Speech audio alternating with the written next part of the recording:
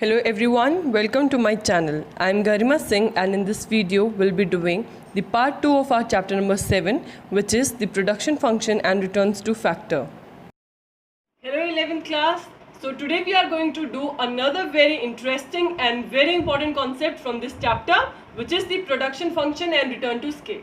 Today we'll learn about few of the important terms that will be really helpful for you in the long term as well. So, we'll be studying about the total product, the marginal product and the average product of the variable factor. आपको ये तो पता है हम क्या कर रहे हैं, प्रोडक्शन फंक्शन. तो प्रोडक्शन फंक्शन की जब बात आती है तो ये जो प्रोडक्ट के रिगार्डिंग ये जो कुछ टर्म्स हैं जैसे टोटल, मार्जिनल, एवरेज, ये बहुत इंपॉर्टेंट रहती है. तो ध्यान से समझिएगा. अगर कोई डाउट है so you can comment down in the comment section and I will make sure I will reach out to all of you. So very first term here is total product. Total word सुन के आपके दिमाग में क्या आता है? When we add up the things, when we sum up the things, right? It is the same. You guys are thinking very right? So total product means the sum total of the output of each unit of variable factor used in the process of production. हम किनका sum total करेंगे? वो सारे output जो कि variable factor को use करके एक production function में हमने यूज किया है और उससे हमने आउटपुट निकाले हैं, उन सारे आउटपुट का अगर सम टोटल कर देंगे तो हमें क्या मिलेगा? Total product. I hope this is clear. Also very important, it is also known as the return to variable factor. Why variable factor का रिटर्न बोलते हैं इसको? क्योंकि वेरिएबल फैक्टर्स ही हम यूज करते हैं प्रोसेस ऑफ प्रोडक्शन में. आई hope this is clear. Let me give you one example here. Suppose I am a producer and using the various factors like labor and capital, I am producing various unit of output. Okay, fixed variable यहाँ मेरा क्या है? Machine है मेरी. Okay, which is a capital good. Also variable factor क्या है मेरा? Variable factor मेरा labor है इधर. L stands for labor. So using this labor and capital combination, I am producing 10 unit of the good. Then I am again producing 20 units, 35 units, 40 units. ये मैंने output की units produce की हैं. Okay, using various combination of labour and capital. So here if I want to talk about the total product, Q here stands for output. Okay, अगर अब मुझे बात करनी है टोटल प्रोडक्ट की, तो टोटल प्रोडक्ट क्या पढ़ा हमने? That it is the sum total. Sum total है किस चीज का? जितने भी output each unit of variable को यूज करके प्रोड्यूस किया गया है, right? Similarly, we'll add up, we'll sum up the units of output. So, to find out the total product, what you need to do, you need to sum up or add up the units of output. Similarly, I'll add up 10 plus 20 plus 35 plus 40, which will give me 105 units of this output. I hope this is clear. And this 105 unit is my total product. भाई मैंने overall total product कितना produce किया है. Concept of marginal product. जब मैं marginal product की बात करूंगी, इट मींस जब हमारे टोटल प्रोडक्ट के अंदर चेंज आएगा. क्यों चेंज आएगा? जब हम एक additional unit of variable factor use करेंगे, राइट? जब हमारे वेरिएबल फैक्टर क्या है, एडिशनल यूनिट यूज होगा, उसको हम मार्जिनल प्रोडक्ट बोलेंगे. Talking about the fixed factors, they will remain constant. Okay, coming to the formula now. So marginal product will be defined as TPN minus TPN minus 1. भाई total product finally कितना है और उससे पहले कितना था, क्योंकि क्या है ये एडिशन है, राइट? अगर मैं बात करूँ टोटल प्रोडक्ट और मैं मार्जिनल प्रोडक्ट की रिलेशन की, तो हम ये बोल सकते हैं कि टोटल प्रोडक्ट क्या है? It is the summation of marginal product. कैसे? अब हम समझेंगे एग्जाम्पल से. Suppose using the 5 unit of labor and 2 unit of capital, the producer is producing 40 unit. Okay, अब डेफिनेशन क्या बोलती है? One more unit of variable factor. Variable factor क्या है इसमें? लेबर. लेबर को अगर हमने एक यूनिट इंक्रीज कर दी, which is 6 unit of labour and 2 unit of capital, so मेरा आउटपुट कितना इंक्रीज हुआ? 45 यूनिट. अगर मैं बोलूँ इन दोनों इक्वेशन से you need to find out the marginal product. Marginal product मतलब एडिशन. वन मोर यूनिट के बाद क्या चेंज आया आउटपुट में?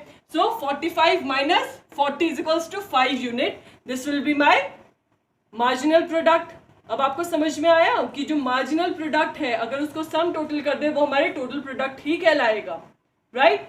उसके बाद हम बात करते हैं another very important thing that you need to keep in your mind is that जो मार्जिनल प्रोडक्ट है इट कैन बी नेगेटिव, वो नेगेटिव भी हो सकता है, जरूरी नहीं है पॉजिटिव ही आए। इस लाइन को भी सिर्फ इतना समझना है जितना भी मैं समझा रही हूँ। This will be helpful in the coming numericals that will be doing from this chapter, right. Negative कैसे हो सकता है? सपोज हमने यूनिट ऑफ लेबर ज्यादा इंप्लॉय कर ली, ऊपर वाले एग्जाम्पल को ही लेते हैं, 6 यूनिट ऑफ लेबर कर दिया मैंने, राइट। लेकिन उसके बावजूद भी अगर मेरी आउटपुट ना बढ़े, अगर ये 40 ही रहे, तो ये क्या है?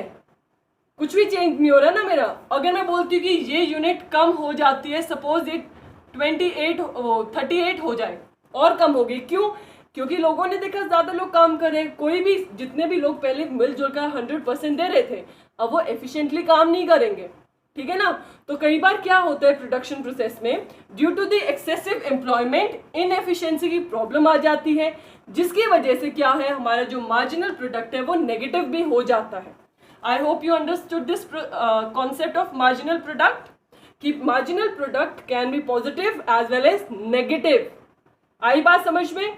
Very important concept, keep this in mind. Negative क्यों होता है? कई बार जो एक्सेस एम्प्लॉयमेंट है, जब हम वेरिएबल फैक्टर की ज्यादा यूनिट एम्प्लॉय कर लेते हैं, तो क्या पता एक्सेसिव एम्प्लॉयमेंट की वजह से लोग इनएफिशिएंट हो जाए। सोचेंगे कि इतने सारे लोग हैं काम करने के लिए, सब अपना 100% ना दें, so there could be chances that marginal product can be negative.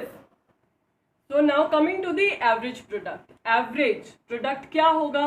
You guys are thinking right. जब हम per unit output निकालेंगे किसी भी वेरिएबल फैक्टर से, तो उसको क्या बोलेंगे? Average product. एवरेज प्रोडक्ट का फॉर्मूला क्या है?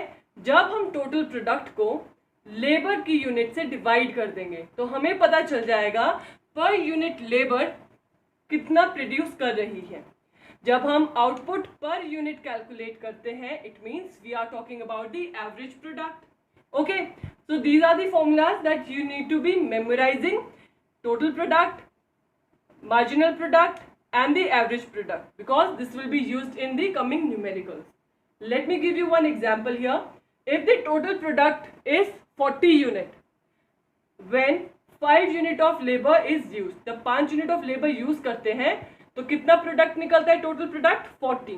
And if I say to find out the average product, भाई average on an average per unit labour कितना प्रोड्यूस करती है?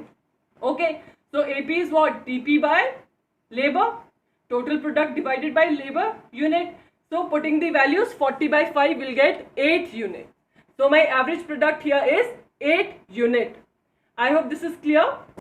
Solving a numerical regarding the total product, marginal product and average product. Let's quickly revise the formulas. So total product is what? It is the sum total of all the output, right? Marginal product is the total product TPn minus TPn minus 1, right? Or we can say that total production is, or the total product is the summation of all the marginal product. And lastly we are done that average product is what? When we divide total product by the labor unit, we get the average product.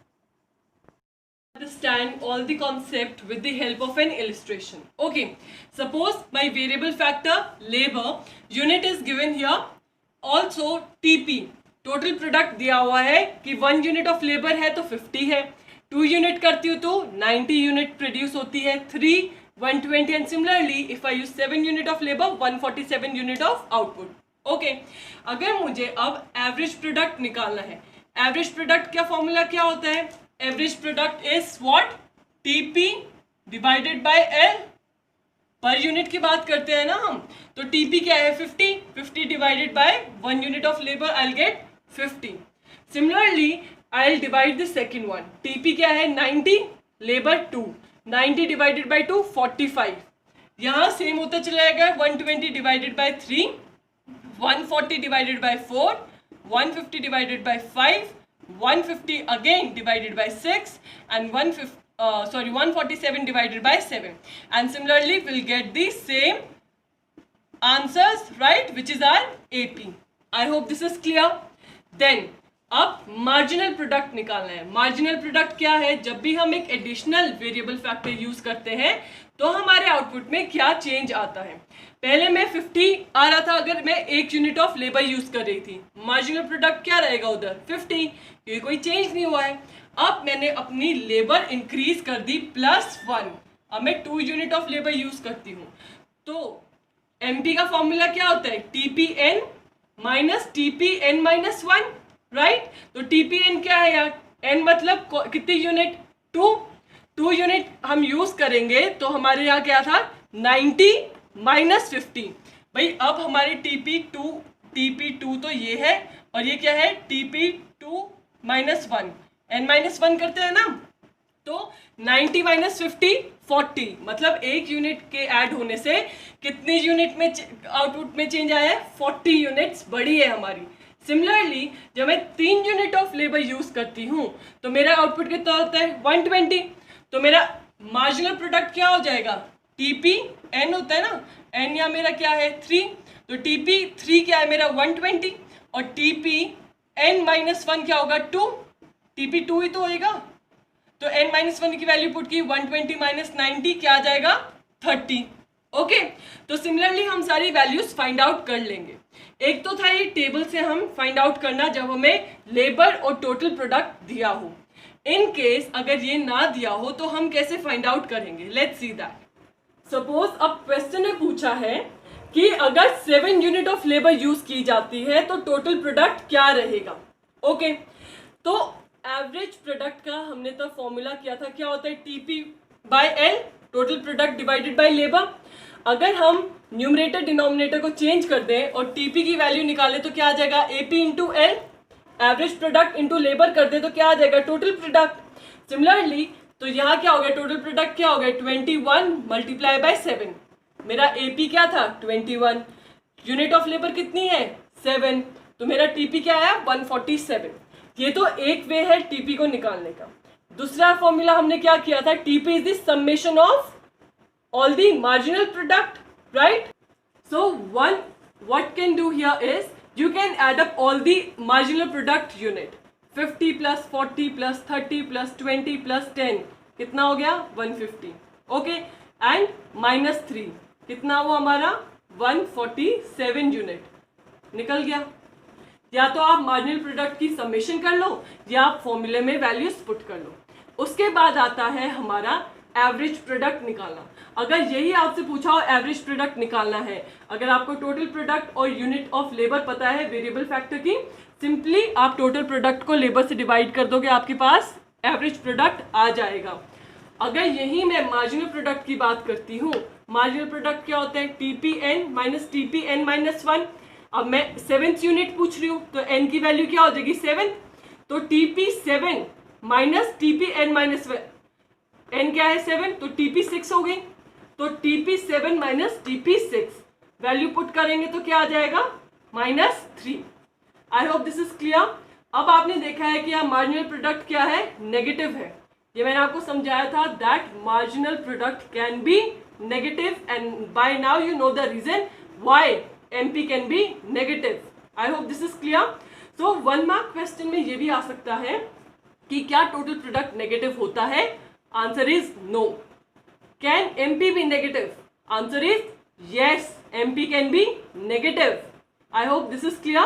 That's it for today's video. In my next video, we'll be doing the law of variable proportion, which is another very important topic from this chapter.